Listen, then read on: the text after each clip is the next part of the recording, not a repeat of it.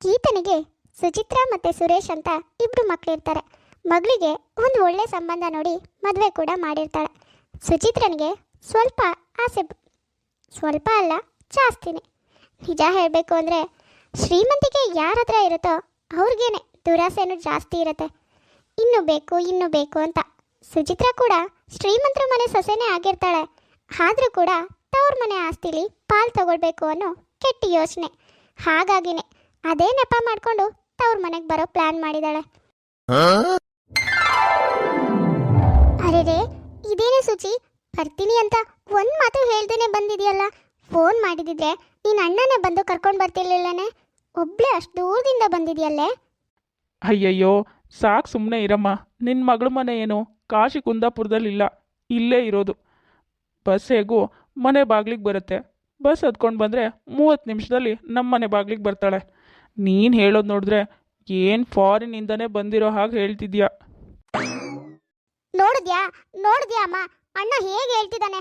ಅಲ್ಲ, ನಿನ್ನ ಕಣ್ಣೆದ್ರಿಗೆ ಇರುವಾಗ ನನ್ನ ಎಷ್ಟು ಕೇರ್ಲೆಸ್ ಮಾಡ್ತಿದ್ದಾನೆ ನೋಡು. ಕಾಲಕ್ರಮೇಣ ನೀನೇನಾದರೂ ನಮ್ಮನ್ನೆಲ್ಲ ಬಿಟ್ಟು ಹೋದ್ರೆ ಆಮೇಲೆ ಅಣ್ಣ ನನ್ನ ಕರ್ಸೋದು ಇಲ್ಲ, ಕಳ್ಸೋದು ಇಲ್ಲ.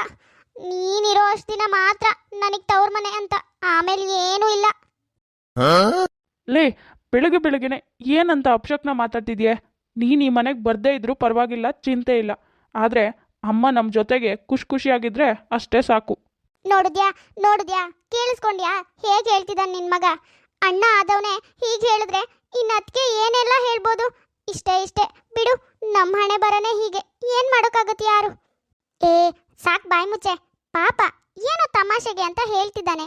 ನೀನು ಅದನ್ನೇ ದೊಡ್ಡ ರಾಮಾಯಣ ಮಾಡ್ತಿದ್ಯಲ್ಲ. ನನ್ನ ಮಗ ಸೊಸೆ ಏನು ಅಂತ ನನಗೆ ಗೊತ್ತಿಲ್ವೇನೆ. ಅಷ್ಟಕ್ಕೂ ಹೇಳೋರು ಯಾರು ಹಾಗೆ ಮಾಡಲ್ಲ, ಹಾಗೆ ಮಾಡೋರು ಯಾರು ಹೇಳಲ್ಲ. ನೀನು ಒಳ್ಳೆ ಹುಡುಗಿ, ಬಾ ಒಳಗೆ. ಅಯ್ಯೋ ಛೇ, ಅಮ್ಮನ ಹೇಗಾದರೂ ಮಾಡಿ ಇವತ್ತೇ ಡೈವರ್ಟ್ ಮಾಡೋಣ ಅಂದ್ಕೊಂಡ್ರೆ ನನ್ನ ಮಾತಿಗೆ ಸ್ವಲ್ಪನೂ ಕೇರ್ ಮಾಡಿಲ್ವಲ್ಲ. ಹೇಗಾದರೂ ಮಾಡಿ ಅಮ್ಮನ ನನ್ನ ಕಡೆ ವಾಲೋ ಹಾಗೆ ಮಾಡ್ಕೊಳ್ಬೇಕು. ಆಮೇಲೆ ಇರೋ ಆಸ್ತಿನಲ್ಲಿ ನಾನು ಪಾಲು ತಗೊಳ್ಳೋದೇನು ಬೇಡವೇ ಬೇಡ. ಅಮ್ಮನೇ ಎಲ್ಲ ನನ್ನ ಹೆಸರಿಗೆ ಬರೀತಾಳೆ. ನನ್ನ ಐಡಿಯಾ ಒಳ್ಳೆ ಚೆನ್ನಾಗಿದೆ. ಲೇ, ಅದು ಏನೇ ಯೋಚನೆ ಮಾಡ್ತಾ ಅಲ್ಲೇ ನಿಂತಿದ್ಯಾ, ಬಾರೆ ಒಳಗೆ. ಸುಚಿತ್ರನ್ ತಾಯಿ ಗೀತನಿಗೆ ಮಗ ಸೊಸೆ ಮೇಲೆ ತುಂಬಾನೇ ನಂಬಿಕೆ ಇರುತ್ತೆ. ಸುಚಿತ್ರಾ ಹೇಗಾದರೂ ಮಾಡಿ ತಾಯಿನ ತನ್ನ ಕಡೆಗೆ ವಾಲ್ಸ್ಕೊಳ್ಬೇಕು, ನಂತರ ತನಗೆ ಏನು ಬೇಕೋ ಅದೆಲ್ಲ ಮಾಡಿಸ್ಕೊಳ್ಬೋದು ಅಂತ ಅಂದ್ಕೊಂಡಿರ್ತಾಳೆ. ಅಯ್ಯೋ ಇದೇನಮ್ಮ ಇದು, ಬೆಳಗ್ಗೆನೆ ಎದ್ದು ನೀನು ಮನೆ ಕಸ ಗುಡಿಸ್ತಾ ಇದೆಯಲ್ಲಮ್ಮ. ಯಾಕೆ ನಿನ್ನ ಸೊಸೆ ಇಲ್ವಾ? ಇದೆಲ್ಲ ಮಾಡಬೇಕಾಗಿರೋದು ಅವ್ರು ತಾನೇ, ನೀನು ಯಾಕಮ್ಮ ಮಾಡ್ತಿದ್ಯಾ? ಅಯ್ಯೋ ಹಾಗೇನಿಲ್ಲ ಕಣೆ, ಅವಳಿಗೆ ಬೆಳಗ್ಗೆ ಬೇಗ ಇದ್ದರೆ ತಲೆ ಸುತ್ತದಂತೆ, ಹಾಗಾಗಿ ಸ್ವಲ್ಪ ಲೇಟಾಗಿ ಹೇಳ್ತಾಳೆ. ಅವಳು ಹೇಳೋವರೆಗೂ ನಾನು ಅದು ಇದು ಅಂತ ಮಾಡ್ತೀನಷ್ಟೆ. ಸ್ವಲ್ಪ ಕೆಲಸ ಮಾಡ್ತೀನಿ, ಮಿಕ್ಕಿರೋದೆಲ್ಲ ಅವಳೇ ಮಾಡ್ಕೋತಾಳೆ ಕಣೆ. ಅಯ್ಯೋ ನೀನು ಒಳ್ಳೆ, ನಿನ್ಗೇನೂ ಗೊತ್ತಾಗಲ್ಲ ಕಣಮ್ಮ. ಅವರು ಯಾರು ಬೆಳಗ್ಗೆ ಎದ್ದು ಮನೆ ಕೆಲಸ ಎಲ್ಲ ಮಾಡ್ತಾರೆ ಅಂತ ಸುಮ್ಮನೆ ನಿನ್ನ ಹತ್ರ ನಾಟಕ ಮಾಡಿ ಎಲ್ಲ ಕೆಲಸನೂ ನಿನ್ನ ಹತ್ರನೇ ಮಾಡಿಸ್ತಿದ್ದಾರೆ. ಆದರೆ ನಿನ್ಗೇನು ಗೊತ್ತಾಗಲ್ಲ. ಅದೇನು ಗೊತ್ತಾಗ್ದೇನೆ ಸೊಸೆಗೆ ಹುಷಾರಿಲ್ಲ ಅಂತ ಎಲ್ಲ ಕೆಲಸನೂ ನೀನೇ ಮಾಡ್ತಿದ್ಯಾ. ಏನೇ ಹೇಳ್ತಿದ್ಯಾ ನೀನು? ಹೌದಮ್ಮ, ಬೇಕಾದರೆ ತವ್ರ ಮನೆಗೆ ಹೋಗಿ ಸ್ವಲ್ಪ ದಿನ ಇದ್ಬಾರಮ್ಮ ಅಂತ ಹೇಳು. ಬೆಳಗ್ಗೆ ಬೇಗನೆ ಎದ್ದು ರೆಡಿ ಆಗ್ತಾರೆ, ಅವಾಗೆಲ್ಲ ತಲೆ ಸುತ್ತಲ್ಲ ಅವ್ರಿಗೆ. ಆದರೆ ಕೆಲಸ ಮಾಡಬೇಕು ಅಂದರೆ ದಿನಾಲೂ ತಲೆ ಸುತ್ತುತ್ತೆ. ನಿನಗಿದೆಲ್ಲ ಅರ್ಥ ಆಗ್ದೇನೆ ನಿನ್ನ ಸೊಸೆನ ತಲೆ ಮೇಲೆ ಹೊತ್ಕೊಂಡು ಮೆರೆಸ್ತಾ ಇದೆಯಾ. ನೀನು ಹೇಳ್ತಿರೋದು ನಿಜಾನೇನೆ ಸುಚಿ. ನಿನ್ನದಕ್ಕೆ ನನ್ನೆದ್ರಿಗೆ ನಾಟಕ ಮಾಡ್ತಿದ್ದಾಳೆ ಅಂತೀಯಾ? ನನಗ್ಯಾಕೋ ಹಾಗೆ ಅನ್ನಿಸ್ತಿಲ್ಲ ಕಣೆ. ಅಯ್ಯೋ ಅಮ್ಮ, ನಿನ್ಗಿದೆಲ್ಲ ಅರ್ಥನೇ ಆಗಲ್ಲ. ಅದಕ್ಕೆ ರೂಮ್ ಒಳಗೆ ಹೊಕ್ಕೊಂಡು ಅಣ್ಣನ ತಲೆಗೆ ಅದು ಇದು ತುಂಬ್ತಾರೆ. ಮಿಕ್ಕಿರೋ ಎಲ್ಲ ಕೆಲಸನೂ ನಿನ್ನ ಹತ್ರನೇ ಮಾಡಿಸ್ತಾ ಇದ್ದಾರೆ. ನೀನೇನೋ ತುಂಬ ಒಳ್ಳೆಯವಳು, ಅದಕ್ಕೆ ಎಲ್ಲ ಕೆಲಸನೂ ಮಾಡ್ತೀಯಾ. ಆದರೆ ನನ್ನತ್ತೆ ಒಂದು ಕೆಲಸನೂ ಮಾಡಲ್ಲ ಗೊತ್ತಾ ನಿನಗೆ? ಎಲ್ಲ ಕೆಲಸನೂ ನಾನೇ ಮಾಡಬೇಕು. ಸುಚಿತ್ರಾ ನಿಧಾನವಾಗಿ ಅತ್ತಿಗೆ ಬಗ್ಗೆ ತಾಯಿ ತಲೆನಲ್ಲಿ ಬೇಡದೇ ಇರೋದನ್ನೆಲ್ಲ ತುಂಬ್ತಾ ಇರ್ತಾಳೆ. ಎಷ್ಟೇ ಆದರೂ ಮಗಳಲ್ವಾ, ಹಾಗಾಗಿ ಅವಳು ಏನೇ ಹೇಳಿದ್ರೂ ಅದು ನಿಜ ಅಂತಾನೆ ಅನ್ಸುತ್ತೆ. ಹೀಗೆ 1-2 ದಿನ ಕಳೆಯುತ್ತೆ. ಸುಚಿತ್ರಾ ತವ್ರ ಮನೆಯಲ್ಲೇ ಇರ್ತಾಳೆ. ಸುಚಿ 1 ವಾರ ಆಗ್ತಾ ಬಂತು, ಆದರೂ ಗಂಡನ ಮನೆಗೆ ಹೋಗೋ ಯೋಚನೆನೇ ಮಾಡಿಲ್ಲ. ಅಲ್ಲಿ ಎಲ್ಲ ಸರಿ ಇದೆ ತಾನೇ? ಏನೂ ಪ್ರಾಬ್ಲಮ್ ಇಲ್ಲ ಅಲ್ವಾ? ಅಂದರೆ ಕೇಳಿದ್ದಕ್ಕೆ ತಪ್ಪಾಗಿ ತಿಳ್ಕೊಬೇಡ, ಏನಾದರೂ ಗಂಡ ಹೆಂಡತಿ ಮಧ್ಯೆ ಸಮಸ್ಯೆನಾ ಅಂತ. ವಾವ್, ಒಳ್ಳೆ ಟೈಮ್. ಇದನ್ನೇ ಅಡ್ವಾಂಟೇಜ್ ಆಗಿ ತಗೊಳ್ಬೇಕು. ಅಮ್ಮನ ತಲೆನಲ್ಲಿ ಅದಕ್ಕೆ ಬಗ್ಗೆ ಏನಾದರೂ ತುಂಬೋದಕ್ಕೆ ಇದೇ ಒಳ್ಳೆ ಟೈಮ್. ಏನಾಯ್ತು ಸುಚಿ, ಏನು ಯೋಚನೆ ಮಾಡ್ತಿದ್ಯಾ? ನಾನು ಕೇಳಿದ್ದಕ್ಕೆ ಏನು ಹೇಳಲೇ ಇಲ್ಲ. ಅಂದರೆ ಏನದಕ್ಕೆ ನಿಮ್ಮ ಮಾತಿನ ಅರ್ಥ? ನನ್ನ ತವ್ರ ಮನೆಯಲ್ಲಿ ನನಗಿಷ್ಟ ಬಂದಷ್ಟು ದಿನ ಇರೋ ಹಾಗೂ ಇಲ್ವಾ? ನೋಡಿದ್ಯಾ ಅಮ್ಮ, ನಿನ್ನ ಸೊಸೆ ಹೇಗೆ ಹೇಳ್ತಿದ್ದಾರೆ? ಯಾಕೆ ಗಂಡ ಹೆಂಡತಿ ಮಧ್ಯೆ ಏನಾದರೂ ಜಗಳ ಆದರೆ ಮಾತ್ರನಾ ತವ್ರ ಮನೆಗೆ ಬರಬೇಕು, ಇಲ್ಲ ಅಂದರೆ ಬರಬಾರ್ದಾ? ನಾನು ಅವತ್ತೇ ಹೇಳ್ದೆ ಅಲ್ವಾ ಅಮ್ಮ ನಿಂಗೆ, ಇವರಿಬ್ರು ಗಂಡ ಹೆಂಡತಿ ಇವಾಗಲೇ ಹೀಗೆ ಮಾಡ್ತಾರೆ, ಇನ್ನು ನೀನೇನಾದರೂ ಆಗಿ ನಮ್ಮನ್ನೆಲ್ಲ ಬಿಟ್ಟೋದ್ರೆ ಆಮೇಲೆ ನನಗೆ ಏನೇ ಆದ್ರೂ ಇವರಿಬ್ರು ಗಂಡ ಹೆಂಡತಿ ಹಣ್ಕೋ ನೋಡಲ್ಲ ಅನ್ಸುತ್ತೆ. ಅಯ್ಯಯ್ಯೋ, ಅದು ಹಾಗಲ್ಲಮ್ಮ ನಾನು ಕೇಳಿದ್ದು, ನೀನನ್ನ ತಪ್ಪು ತಿಳ್ಕೊತಾ ಇದೆಯಾ? ಸುಚಿ, ನಾನು ನಾರ್ಮಲ್ ಆಗಿ ಕೇಳಿದಷ್ಟೇ, ಮನೇಲಿ ಏನು ಸಮಸ್ಯೆ ಇಲ್ವಲ್ಲ ಅಂತ. ಅದು ಬಿಟ್ಟು ಬೇರೆ ಯಾವ ಉದ್ದೇಶನೂ ಇಲ್ಲ. ಇದು ನಿನ್ನ ಮನೆ, ನೀನು ಎಷ್ಟು ದಿನ ಬೇಕಾದರೂ ಬರ್ಬೋದು ಇರ್ಬೋದು. ಆದರೆ ನಾನು ಅತ್ತಿಗೆ ಆಗಿ ನಾದಿನಿ ಬಗ್ಗೆ ಕೇರ್ ತಗೊಂಡಿದ್ದಷ್ಟೇ ಅಮ್ಮ. ನೋಡಿದ್ಯಾ ಅಮ್ಮ, ನಮಗೆ ಗೊತ್ತಾಯ್ತು ಅಂತ ಅದಕ್ಕೆ ಹೇಗೆ ಪ್ಲೇಟ್ ಚೇಂಜ್ ಮಾಡ್ತಿದ್ದಾರೆ ಅಂತ. ಅಲ್ಲಮ್ಮ ರಾಧಾ, ಈ ಮನೆ ಮಗಳು ಬಂದು ಎಷ್ಟು ದಿನ ಬೇಕಾದರೂ ಇರ್ತಾಳೆ, ಅವಳು ಇಷ್ಟ. ಅದನ್ನೆಲ್ಲ ಕೇಳೋಕೆ ನೀನು ಯಾರು? ನೀನು ಈ ಮನೆ ಸೊಸೆ ಅಷ್ಟೇ. ಅದು ಬಿಟ್ಟು ಮನೇಲಿ ನನ್ನ ಮಗಳನ್ನ ಕಂಟ್ರೋಲ್ ಮಾಡೋಕೆ ಬರಬೇಡ. ಏನಮ್ಮ ನೀನು? ಅವಳಂಥದ್ದು ಏನು ಕೇಳಿದ್ಲು ಇವಾಗ?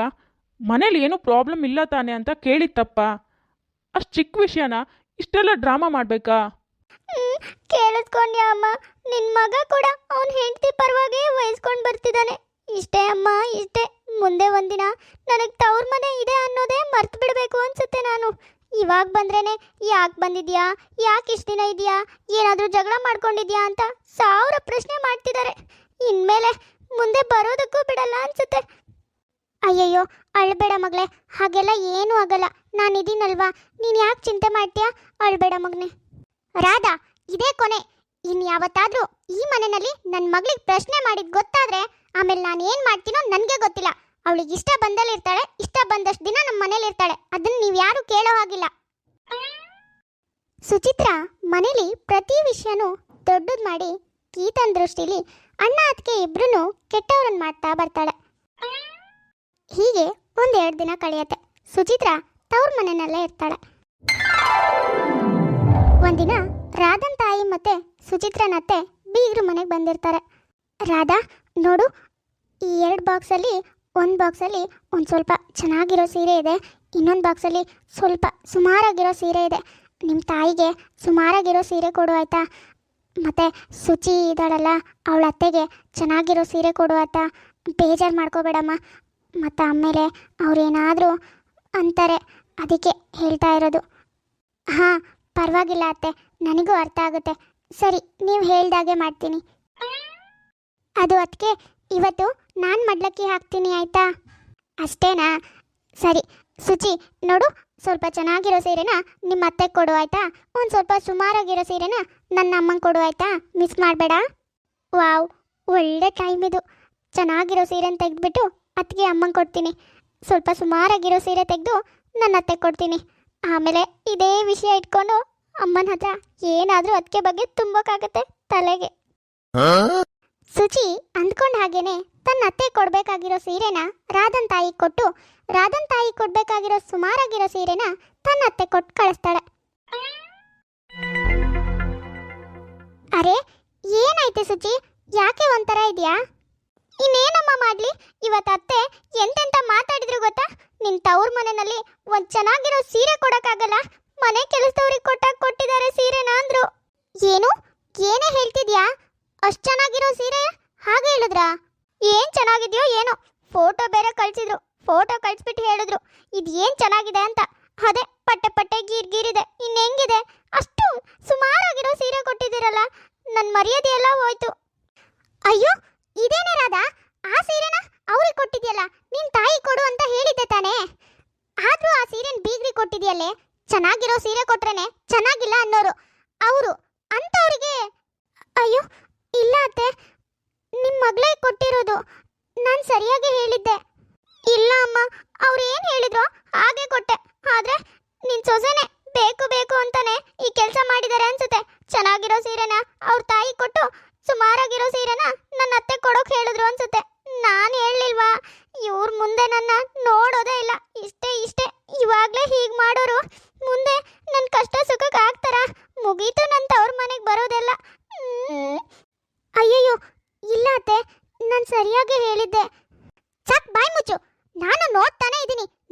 ಗಂಡ ಹೆಂಡತಿ ನನ್ನ ಮಗಳನ್ನ ಹೇಗೆ ನೋಡ್ತಿದ್ದೀರಾ ಅಂತ. ಅವ್ಳು ಹೇಳಿದ್ದೆ ಸರಿ, ಇವತ್ತು ನನಗೆಲ್ಲ ಅರ್ಥ ಆಯ್ತು. ನೀವು ನನ್ನ ಮಗಳನ್ನ ಯಾವತ್ತೂ ಚೆನ್ನಾಗಿ ನೋಡ್ಕೊಳಲ್ಲ. ಕರೆಕ್ಟು.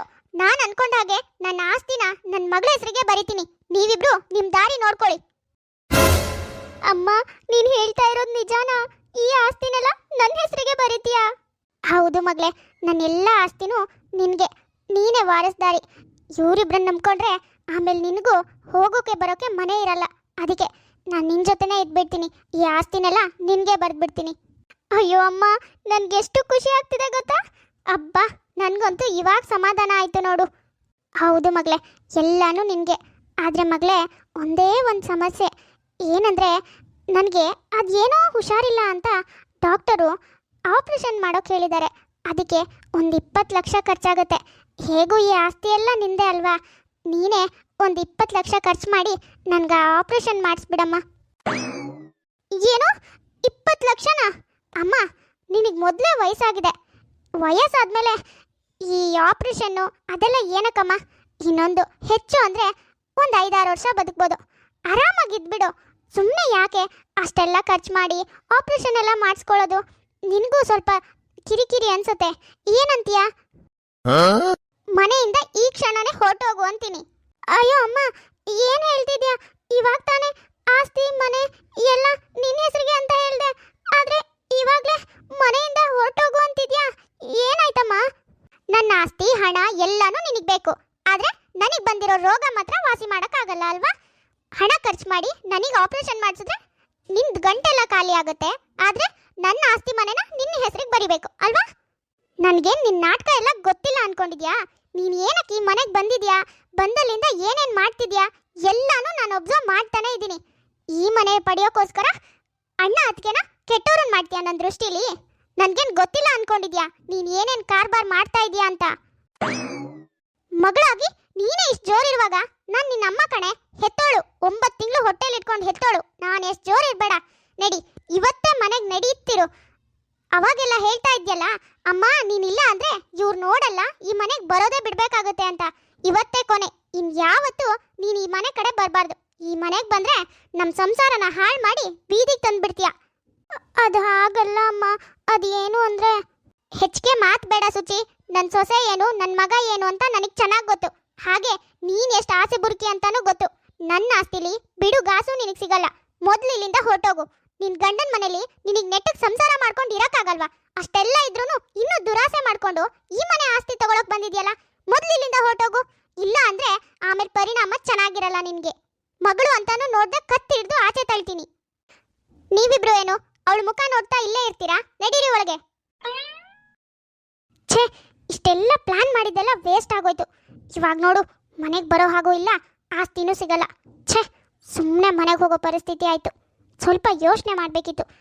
ಪ್ಲಾನ್ ಎಲ್ಲ ಅಮ್ಮಂಗೆ ಗೊತ್ತಾಗಬಾರ್ದಿತ್ತು. ಅವಾಗೆಲ್ಲ ಸರಿಯಾಗ್ತಾ ಇತ್ತು.